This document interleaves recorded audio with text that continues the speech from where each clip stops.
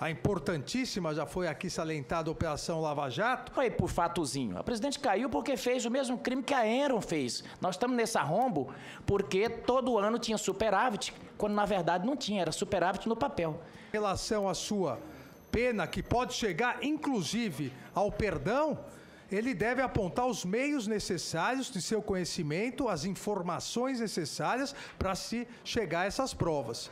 Senador José Medeiros. Senhor presidente, senhor ministro, nosso relator, senador Eduardo Braga, todos os senhores senadores e senadoras que estão aqui presentes.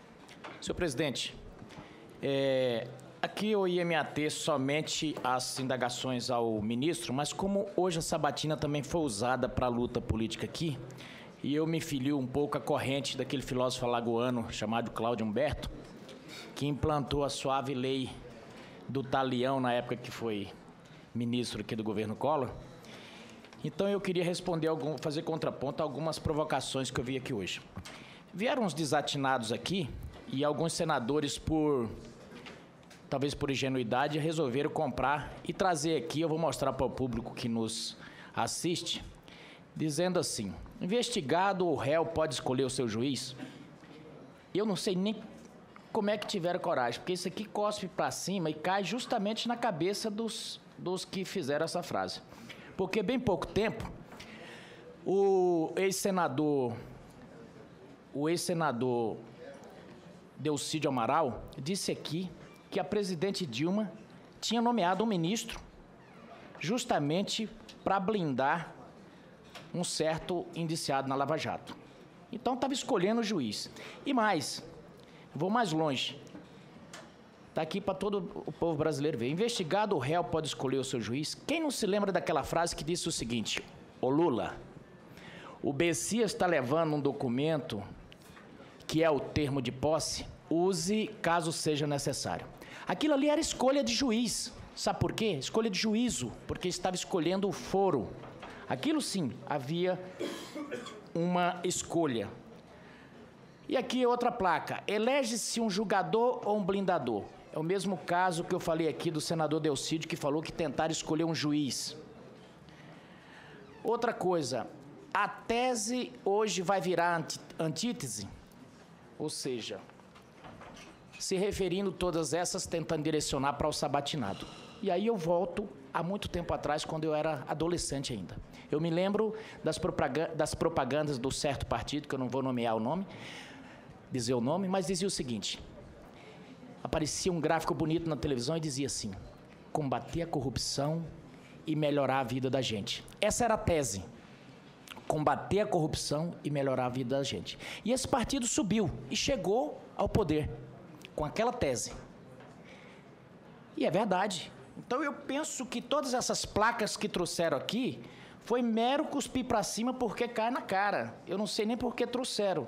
É falar de corda em casa de enforcado porque tudo caiu por terra. E aí eu cito aqui, não queria tratar desses temas, mas trouxeram o debate. A Petrobras, por exemplo. Ganharam uma campanha em cima da Petrobras. Vão entregar a Petrobras para o estrangeiro. O que fizeram? Foram os cavalheiros que se propuseram a proteger a Petrobras contra terceiros, mas os tomaram para si, para nomear aqui, fazer homenagem ao pensador, que agora não me lembro o nome.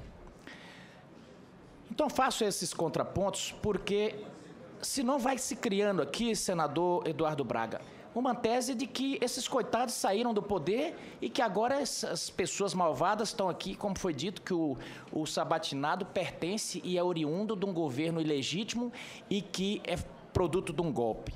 Que golpe? É produto de um governo ilegítimo cujo presidente foi citado 42 vezes. Pois bem, o Papa desse partido foi citado 186 vezes. E não faço aqui de modo pessoal, porque tinha um enorme carinho por ele, como todos os brasileiros.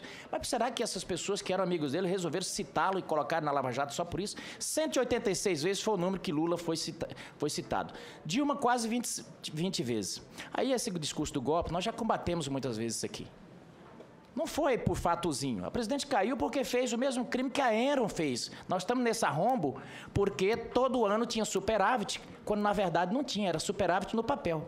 Lembremos bem que a Enron, aquela grande empresa norte-americana, ela caiu porque falsificava os balanços. E ela ainda tinha uma propaganda. Ela pagava muito dividendos e dizia, pergunte por quê. No dia que perguntaram por quê, a Enron derreteu. No dia que alguém chegou e perguntou por que o governo está apresentando todos esses números, o governo da presidente Dilma derreteu. Então, essa relativização dos pecados do Partido dos Trabalhadores, quando se trata deles, e o dedo sempre apontado para os outros, é que eu não consigo ficar quieto, e mesmo na sabatina, eu me proponho a fazer o contraponto. Não gosto de apontar dedos. Lá em casa, quando um apontava o dedo para o outro, apanhava os dois. Agora, eu não vou escutar isso aqui quieto.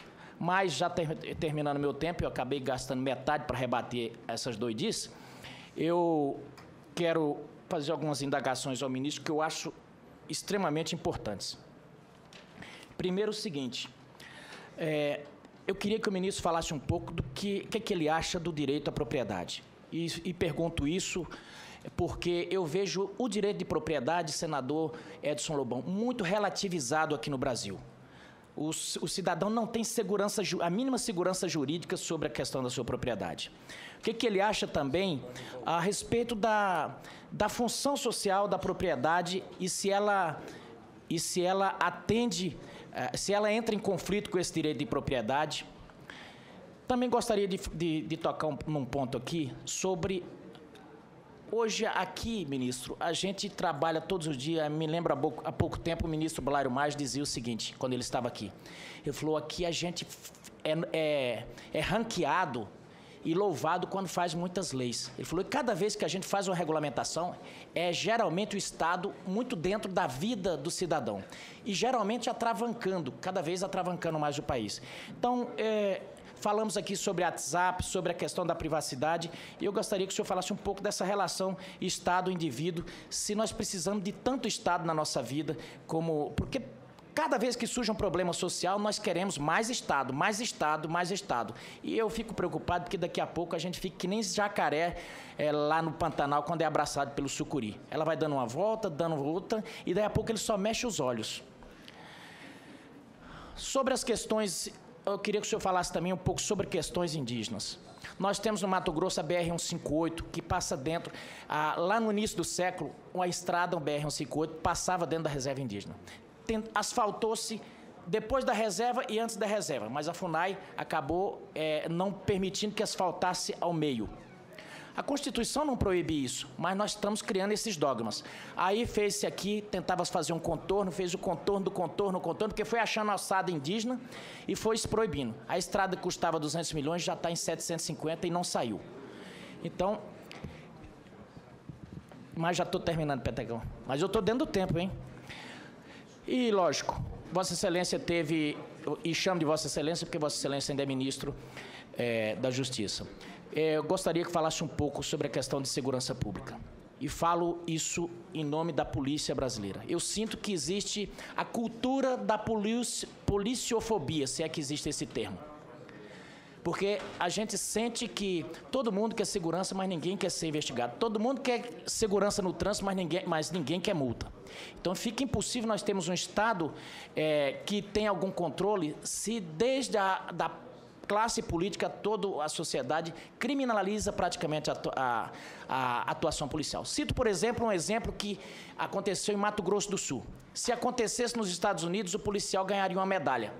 Um cidadão bêbado, drogado, estava indo de um meio-fio ao outro, e ele percebeu aquilo, foi fazer a abordagem. Ligou para a PM para pedir reforço, e enquanto isso, o cidadão avançou com a caminhonete em alta velocidade. O policial atirou, evidentemente, para ver se parava, não conseguiu, ainda conseguiu se livrar, ele bateu num poste, até quebrou o poste para ver que ele tinha atentado contra a vida do policial. Mas o que aconteceu? O cidadão morreu. O policial foi preso, execrado pela sociedade e está ali tirando o que não tem para poder pagar. É lamentável que uma família perca alguém dessa forma. Agora, essa é a situação que os policiais vivem hoje. Agir para defender a sociedade e se arrebentar ou não agir? Esse é o dilema. Senhor presidente, eu vou pedir só um pouco de silêncio aí que eu não estou ouvindo. Outra coisa, senhor ministro, já me encaminho para o final, senhor presidente.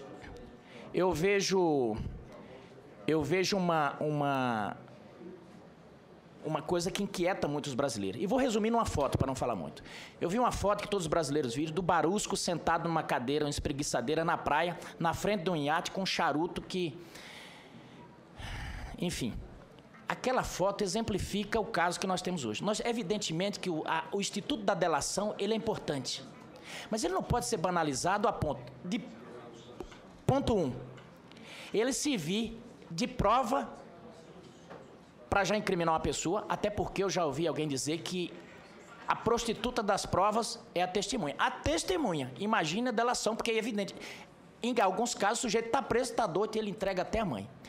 Mas até aí, a gente poderia consertar. Agora, a coisa que a sociedade não aceita é o sujeito aprontar, se enriquecer com isso, e depois ele sair livre, e leve e solto. Então, isso inquieta a população brasileira. Nós precisamos, e eu queria que Vossa Excelência falasse sobre isso. E a última, já finalizando, senhor presidente, nós temos uma coisa que está nos inquietando também. Nós aqui criamos esse monstro. Nós tratamos aqui que o financiamento não vai ser privado das campanhas. Só que também não dissemos que vai ser público. E aí... parece que a gente fez um encurralhamento para o crime. A pergunta que fica, de onde que vai vir esse financiamento, já que campanhas custam dinheiro? E eu gostaria de saber de Vossa Excelência, que é um constitucionalista, o que a gente pode fazer para melhorar esse sistema, porque com certeza vai cair tudo lá no STF. E fechando, dizendo se o senhor não acha que é hora da gente colocar mais penalistas também lá no STF, e isso nada depõe contra a sua... por ser o fato de Vossa Excelência ser constitucionalista. Muito obrigado. Com a palavra, o ministro Alexandre de Moraes. Bem, eu agradeço as questões colocadas pelo senador José Medeiros. Obviamente, um dos direitos fundamentais básicos, historicamente protegidos, junto com a liberdade nas democracias ocidentais, é a propriedade, o direito de propriedade.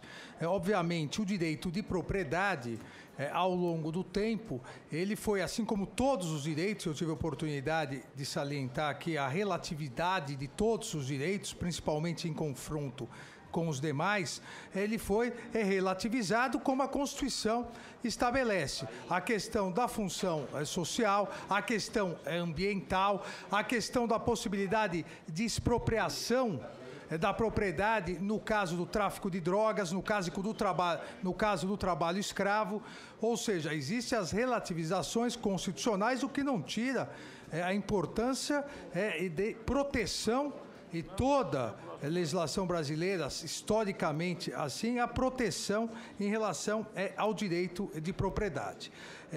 Eu até aproveito essa questão para uma outra questão que Vossa Excelência fez em relação à questão indígena, porque a questão indígena, obviamente, a Constituição assim consagrou, a necessidade do absoluto respeito aos direitos indígenas.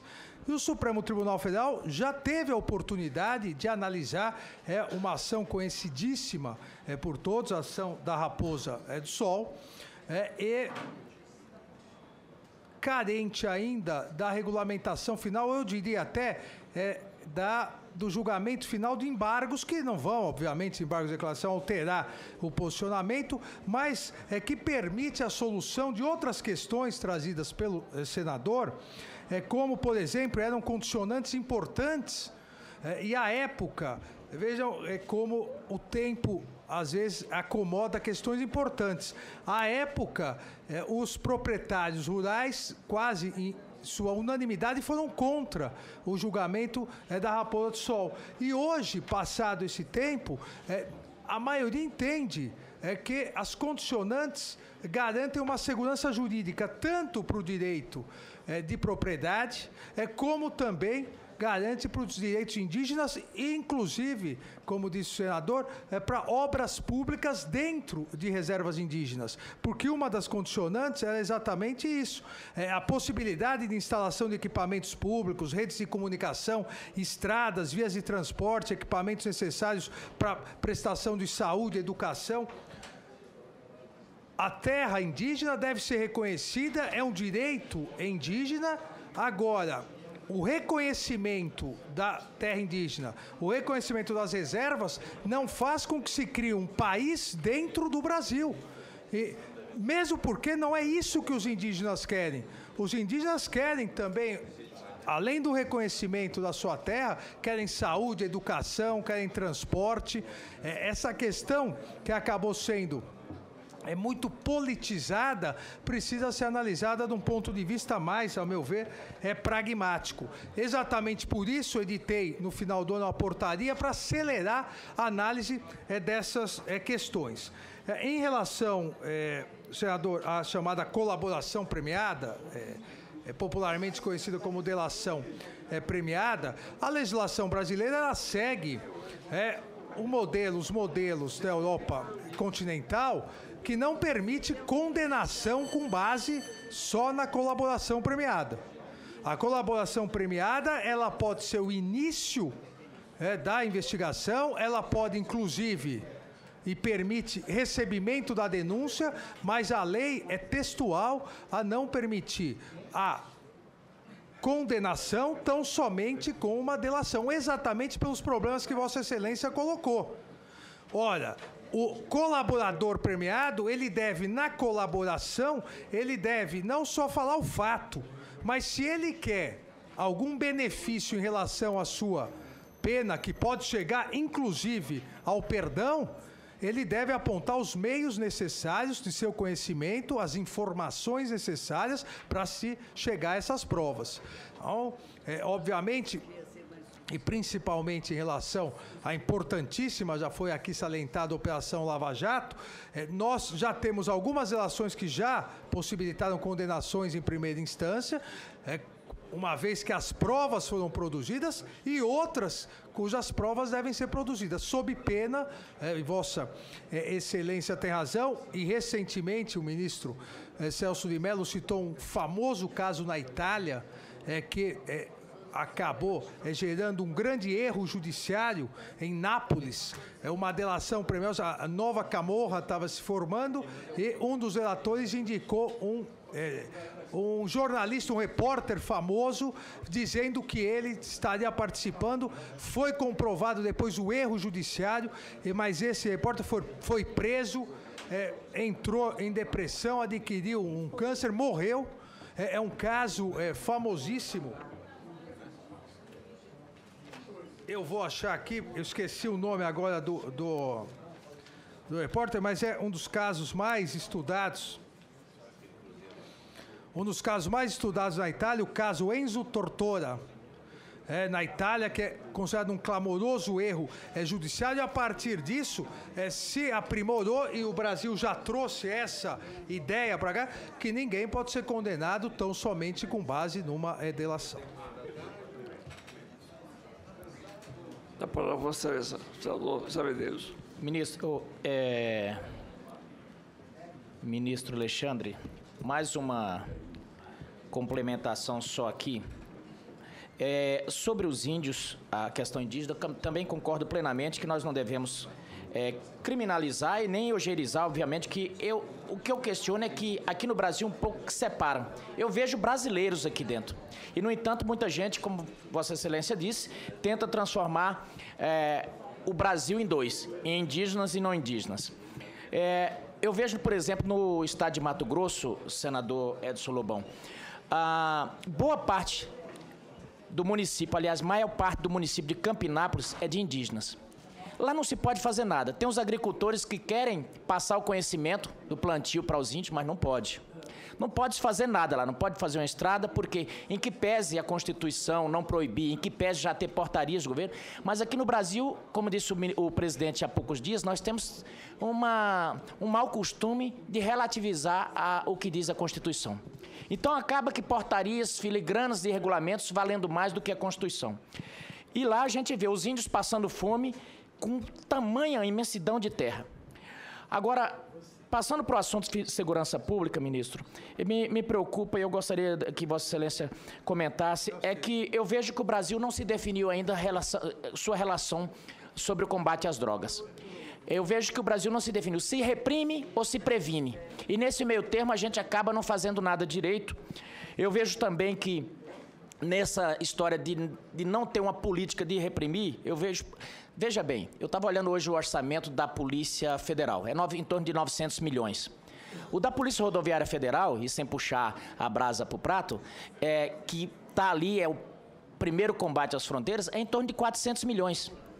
E todos os dias, quase, a Polícia Rodoviária Federal prende toneladas de drogas.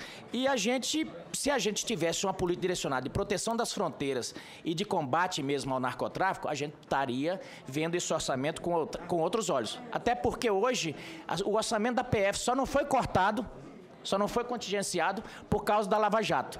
Eu acho que a PRF e as outras polícias estão precisando de uma operação também para não ter orçamento. Mas a gente tem essa mania de contingenciar os orçamentos da segurança pública. Vossa Excelência falou bem hoje aqui sobre a questão de repente, a gente ter um SUS para a segurança pública. Mas eu penso que a gente precisa ter uma cultura direcionada. O que nós queremos em termos de segurança pública? As consequências nós estamos tendo aí.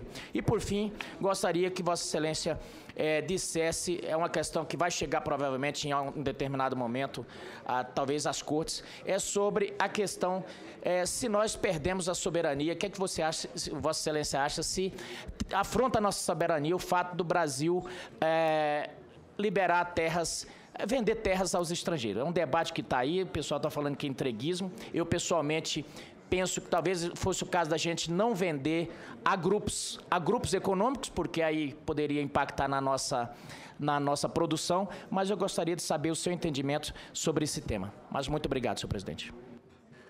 Ministro Alexandre de Moraes. Bem, rapidamente, senador, em relação à segurança pública, eu concordo com Vossa Excelência que um dos pontos principais é a valorização da polícia.